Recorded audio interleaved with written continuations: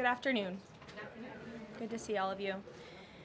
I want to begin today's briefing by addressing the horrific shooting that took place yesterday at the Annunciation Catholic Church in Minneapolis, Minnesota, where a deranged shooter opened fire during morning mass, killing an innocent 8-year-old and 10-year-old. 14 other children and 3 adults were also injured during this horrible tragedy. This was the first morning mass of the school year for these beautiful, innocent children, and this sacred religious service was desecrated by an evil monster. We are all eternally grateful to the heroic law enforcement officers and first responders whose courage and swift response aided all of those impacted by this horrible tragedy. As Director Kash Patel confirmed yesterday, the FBI is currently investigating this shooting as an act of domestic terrorism and a hate crime targeting Catholics. President Trump signed a proclamation yesterday following his call with the governor of Minnesota, Tim Walz, acknowledging the victims and their families and directing flags to be flown at half-mast. President Trump and the First Lady encouraged the entire nation to join all of us in praying for the victims and their families as they face unimaginable grief and loss. The White House and the FBI will continue to provide further updates as they become available. I also have a quick scheduling announcement for you today. The President will travel to New York City on September 22nd to address the United Nations General Assembly on Tuesday, September 23rd. On another matter, as Americans make their Labor Day weekend travel plans, they will be able to enjoy 5-year low gas prices thanks to President Trump fully unleashing American energy dominance. President Trump ended Joe Biden's Green New Scam policies and is delivering on his promise to make America affordable again. These savings at the pump are giving everyday American families more room in their budgets at the end of each month, which is the exact opposite of what we saw under the previous administration. And as we commemorate Labor Day this year, we finally have a president who fights and delivers for the American worker every single day. President Trump believes that American workers are the heart and soul of our economy and our national identity, which is why he's championed an agenda that puts them first always. For decades, the hardworking men and women of our country who built the greatest nation in world history were sold out by selfish, greedy, short-sighted globalists who put our country on a path to economic and cultural ruin. They hollowed out our factories and towns and betrayed the American working class by shipping jobs overseas and importing millions of low-wage migrants to replace American workers. Under President Trump, this national disgrace is over. American workers are, once again, being put at the center of national trade policy, and the dignity of American labor is being defended. As a result, President Trump has already brought in nearly $10 trillion in new private and foreign investments so that the top businesses in the world can create high-paying jobs in America and hire American workers to fill them. In fact, since President Trump took office, the economy has added more than 500,000 new jobs to the workforce. In a stark reversal from the Biden administration, all of that job creation has been driven by private sector growth, and all employment gains have gone to native-born Americans. Wages for blue-collar workers are now rising at the fastest rate in the past 60 years. And the average American worker has already seen a $500 wage increase this year alone.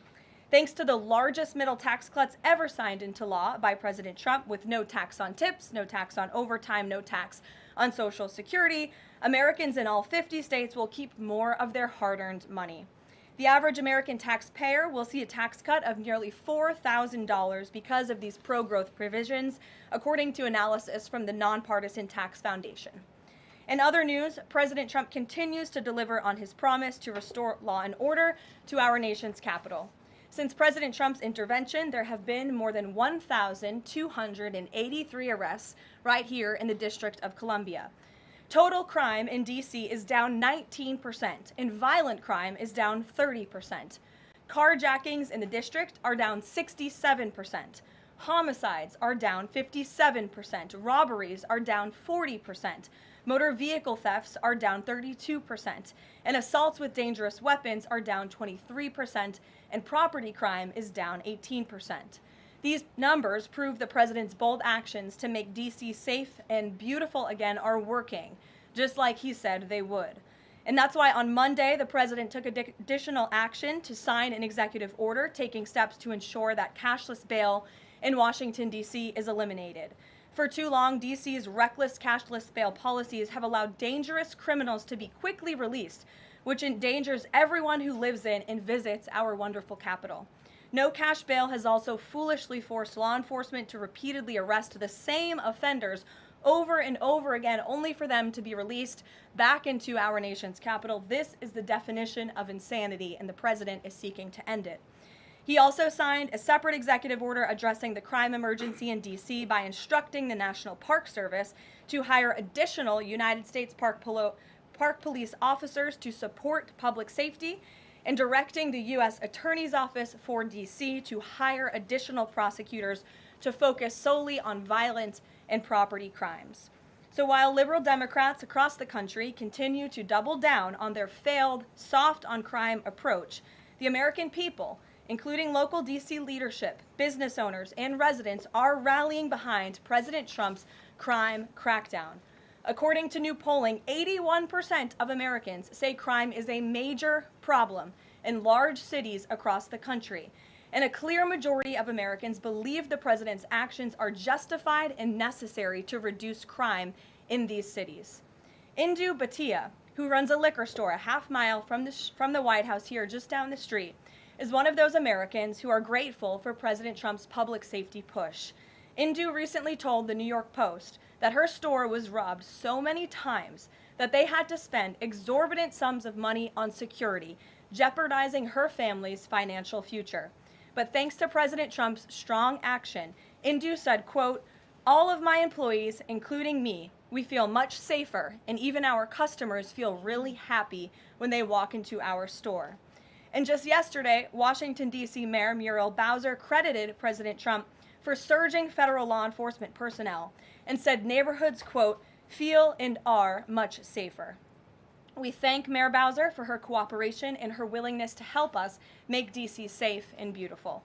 This entire effort has vindicated what President Trump and law and order advocates have been saying for years, and this is our message to Americans in Democrat-run cities nationwide. Decline is a choice. You don't have to live in constant fear of being robbed, raped, or murdered. Your leaders are lying to you, and they have been failing you for decades. The President Trump approach of upholding law and order by letting our brave men and women in blue actually do their jobs to aggressively fight crime works. In just a few weeks, President Trump has done more for D.C. residents than Democrats did in 50 years. And this can be replicated in other crime-ridden cities across the nation. As President Trump has said, all of these elected officials in charge have to do is pick up the phone and ask for the president and the federal government's help. President Trump doesn't care if they are a Republican or a Democrat leader. He wants Americans to be safe and for every law-abiding American citizen across the country to be able to thrive in their city and in their community. With that, I'll take questions. Here in our new media seat today, we have social media influencer, content creator, Brandon Tatum. Brandon, thank you so much for joining us today. Why don't you kick us off? Well, Caroline, thank you so much for having me. I really appreciate it. And on behalf of everybody that follow me, the millions of people that follow me, I want to say thank you for making the sacrifice and dealing with some of the most disingenuous people on planet Earth at times. I have two questions. The first question is associated with the shooting that occurred the other day.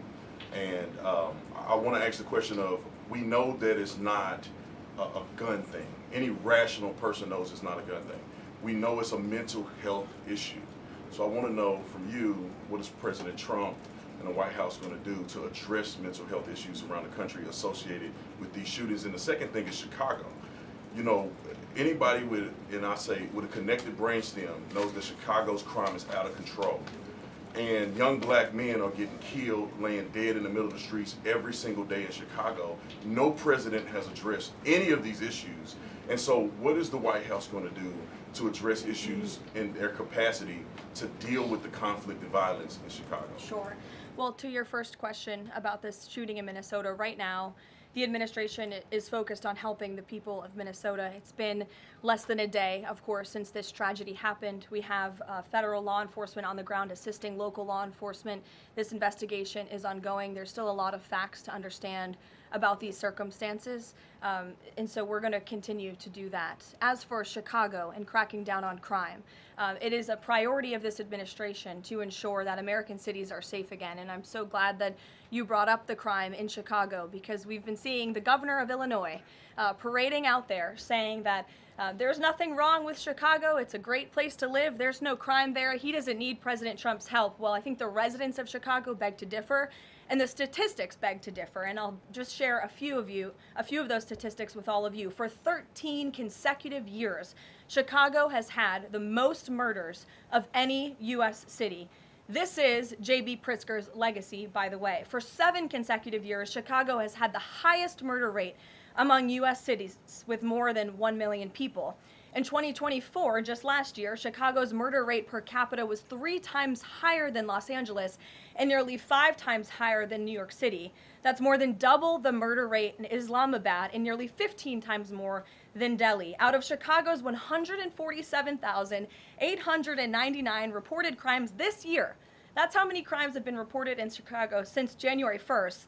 There have only been arrests in 16% of them. These numbers are unacceptable. There have been more illegal guns recovered in Chicago than in New York City and Los Angeles combined. The number of reported motor vehicle thefts last year was more than double the number in 2021. And Chicago has also, just like DC, come under scrutiny over discrepancies in its homicide data reporting. So as bad as these numbers are, perhaps they are even worse. And this is Governor Pritzker's legacy. He should put politics aside. He should pick up the phone and call this president, who would be more than happy to do right by law-abiding American residents in the city of Chicago, and we hope that he will. Gabe, and thanks for being here, Brandon. Gabe. Karoline, thank you so much. First, on the firing of the CDC director, Sure. Who will replace her? And then also, overnight, the White House said that she did not align with the president's agenda. Dr. Menard's attorneys say that she refused to rubber stamp unscientific, reckless directives and fire dedicated health experts. What specifically did she do wrong?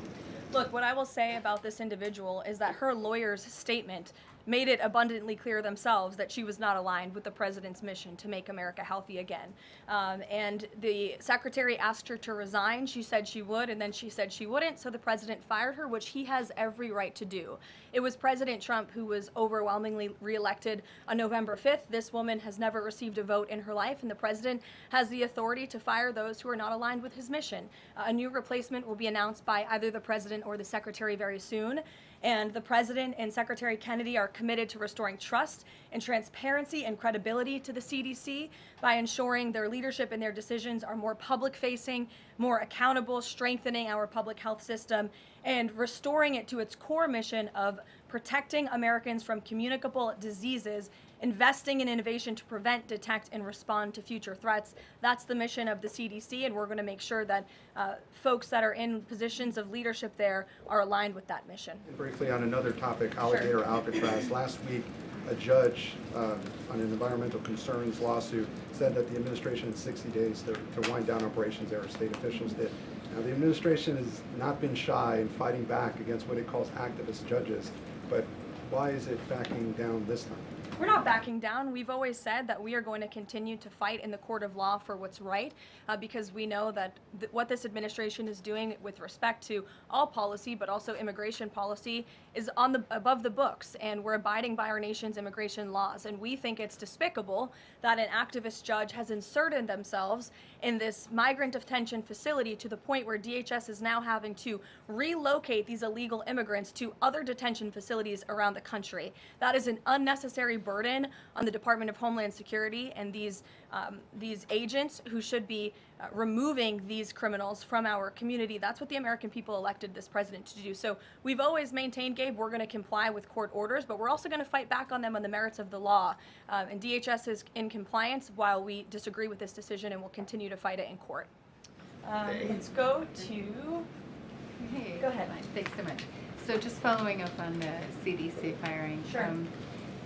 Are you anticipating other changes there at CDC in addition to that firing? And is the administration going through in a very sort of organized fashion? Is there a task force that's going through high-level appointees to see who is or isn't aligned with the mission? Like, should we expect more or changes? Not to my knowledge. I understand there were a few other individuals who resigned after the firing of Ms. Monarez. One of those individuals wrote in his departure statement that he identifies pregnant women as pregnant people. So that's not someone who we want in this administration anyway. So if people are not aligned with the president's vision and the secretary's vision to make our country healthy again, then we will gladly show them the door. Caroline, can I just Go to the back. Thank Yes. you, Caroline. Go behind you, Andrew. Go ahead. Oh, thank you, Caroline. The military deployment that President Trump has sent to the Caribbean Sea close to the shores with Venezuela is massive. It's much more that is needed to simply counter narcotics operations. Is President Trump considering launching military strikes to military installments or facilities in Venezuelan soil? I won't get ahead of the president with respect to any military action or questions about that ever.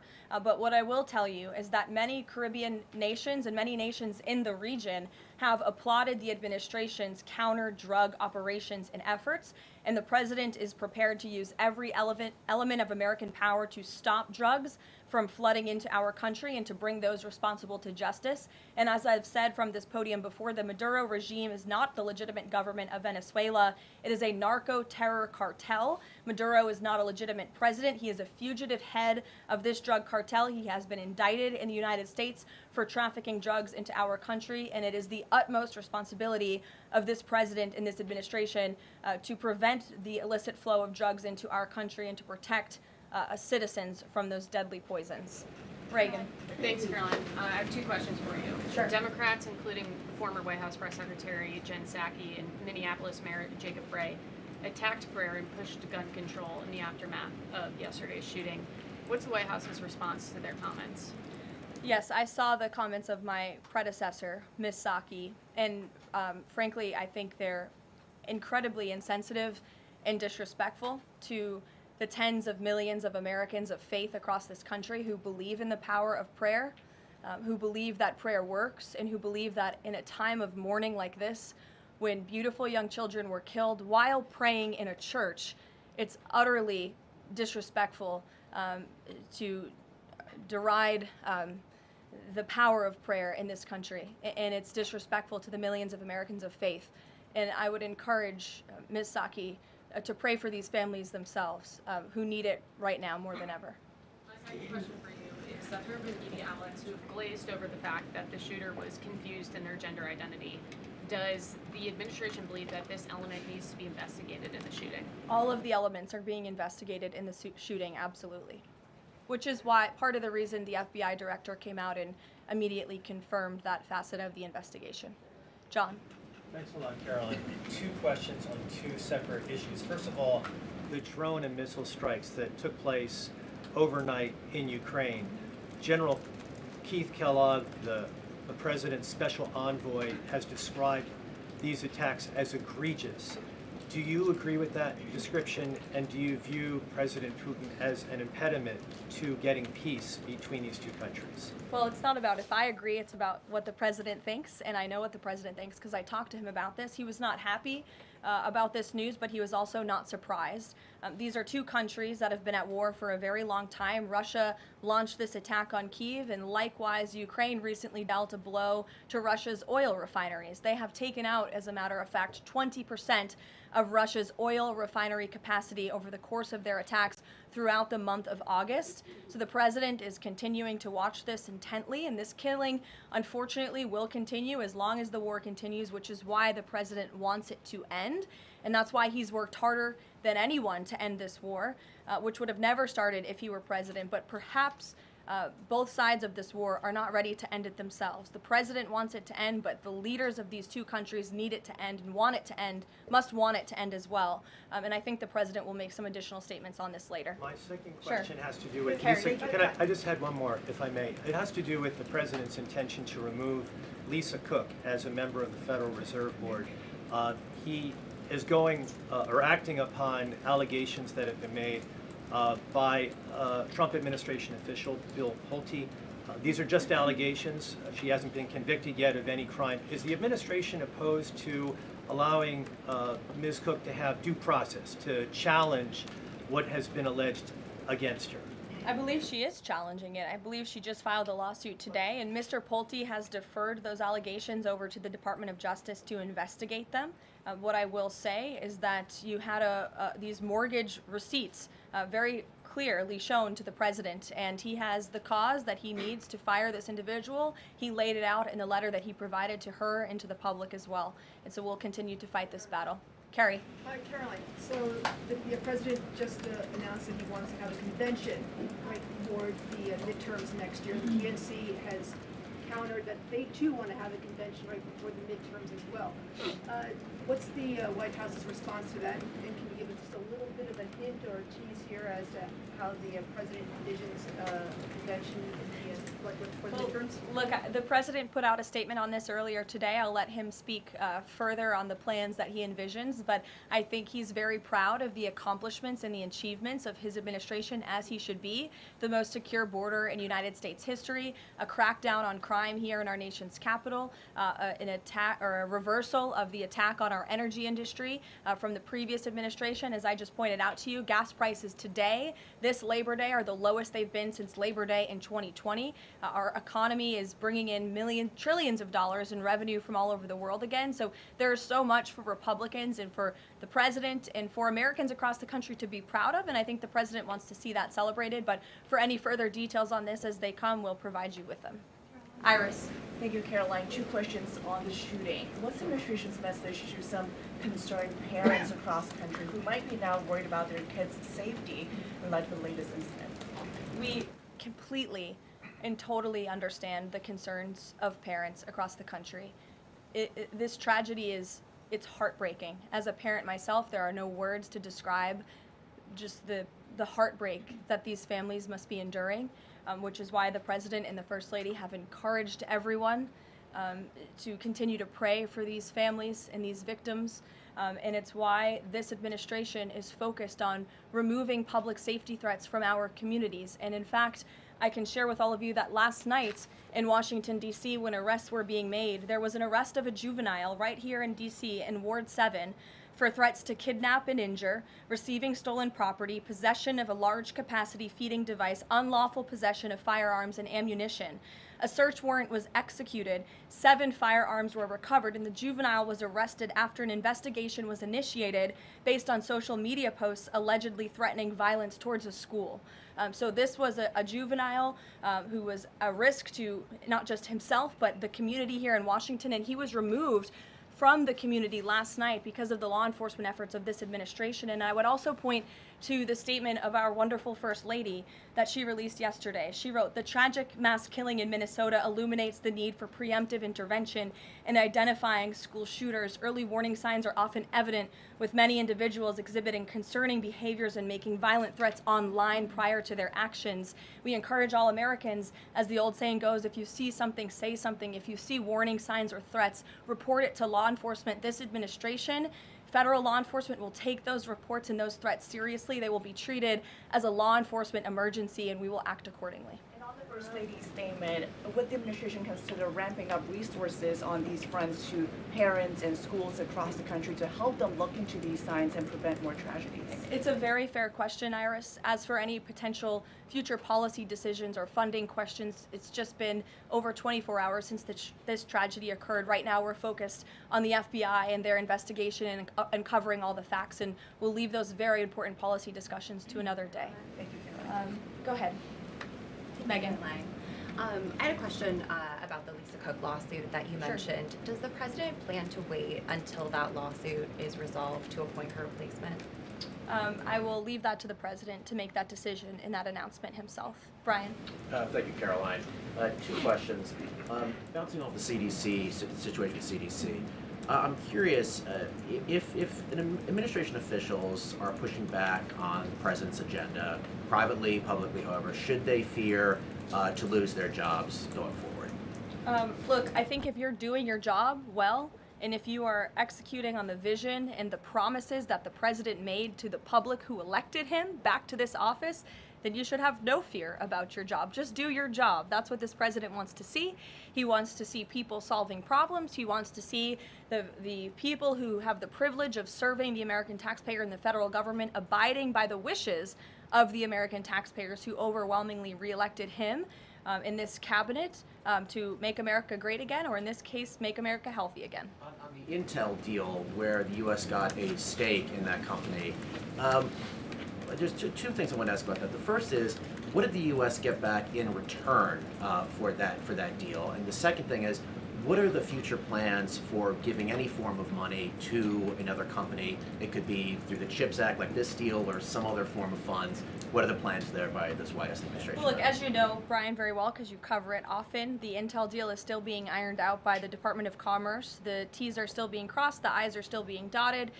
It's very much still under discussion. But the president's thinking, I can share with you, is certainly to ensure that the United States government is making our country wealthy again and is benefiting from some of these deals. And it's a creative solution. I know it's outside the box thinking, which is uncommon in this city, but it's something that he proposed and something that the Secretary of Commerce is working on putting into action. Mary. Thanks, Caroline. I have a couple questions on the shooting yesterday. The first one, this is the second shooting involving a trans-identifying shooter who specifically targeted Christians and Catholic kids. What kind of consequences do the gender-affirming therapists, doctors, or even the parents of these shooters face after these types of shootings? Well, as for the parents and potential therapists in this case, again, all of that is still currently being investigated by the FBI. I know the Secretary of Health and Human Services this morning said that HHS is investigating perhaps links between some of these drugs and these prescription drugs that some of these minors may be taking and an increase in violence. And obviously we have mental health problems in this country that this administration and Secretary Kennedy will continue to speak out about in the work that we're doing to solve it. Thank you. And just to follow up, I've seen a lot of calls for action, among these lawmakers saying that we shouldn't just be praying. One that I've seen on the right actually is calls for the FBI to institute a new class of domestic terrorism that involves trans ideology. Is that something that the administration would support? I would have to check with the appropriate people on that. Daniel. Thank you, Caroline. We saw some new revised economic data come out today showing the U.S. economy grew at a 3.3% clip, largely buoyed by a surge in capex. What's the White House reaction to this, and is this sort of the president's vision beginning to come to life after the Big Beautiful Bill was passed in July? Yes, I mean, look, we did say that once the Big Beautiful Bill was signed into law, we're going to see the effects of this massive pro-growth piece of legislation. As I laid out for you as we head into the Labor Day weekend, there's many positive economic indicators that the American people can be hopeful about. But don't forget, we are reversing 4 years of reckless spending from the previous administration, of slamming regulations down the throats of American business owners and consumers across the country. But the administration is working very hard to unravel all of that and to ensure that small business owners and workers are thriving and that they have more money in their own pockets to spend. Thank you. Thanks so much, Caroline. Back on the CDC, there was reporting that some of the initial problems between RFK and the CDC director stemmed from miscommunications or differences on vaccine policy. So I wonder if you could just say whether or not the president believes that the COVID vaccine should be available to and covered by insurance for all Americans regardless of age and pre-existing conditions. What I will tell you is that the FDA recently revoked the emergency use authorizations for 3 COVID vaccinations while simultaneously greenlighting 4 new COVID-19 vaccines with 2025 and 2026 formulas. The reason for the revocation of that emergency use authorization is because obviously the COVID pandemic and the public health emergency is over. But just to correct the record, because there's been a lot of misinformation on this, the FDA's decision does not affect the availability of COVID vaccines for Americans who want them. We believe in individual choice. That's a promise both the president and the secretary have made, and it's a promise they have now delivered on. Question, if I could, Caroline. Second question, if I could. Sorry. I wonder if you could answer why the president hasn't acknowledged the shooting at CDC headquarters that took place earlier in August, where a police officer was killed, and it was reported that the motivation for the shooting was somebody who was really unhappy with the effects of the COVID vaccine. absolutely, we're very much aware of that shooting. The Secretary of Health and Human Services put out a statement immediately. He was in touch with the CDC, and he actually traveled to Georgia to assess the situation and to mourn with the people who work in that building there. So, go ahead. With respect to Labor Day, one of the most underrepresented groups right now are police officers. 30,000 police officers short in America right now. To Brandon's question, 1,300 short in Chicago, 3,000 short in New York, 500 short here in Washington, D.C. What can the White House, what can the President do to help recruitment of police officers? You've done well with the military and Border Patrol. What can be done to get more police officers on the streets of America? Well, the president has certainly been very successful in recruiting federal law enforcement. If you look at the ICE recruitment campaign that was led by he and our Secretary of Homeland Security, we've seen more than, I believe, 130,000 applicants to join ICE, which is just amazing. There's more applicants now than there are jobs to fill, and we're very grateful for that. Clearly, Americans want to serve their communities. They just need a leader who encourages them to do so. So maybe Governor Pritzker should spend less time demonizing the police, more time trying to recruit more police, and more time trying to call the President of the United States to get crime in his city under control. The President wants to allow law enforcement, whether it's state, local, federal, to do their jobs, to arrest criminals, to put them behind bars, and to remove public safety threats from American communities. He'll continue to do that. Thank you, guys.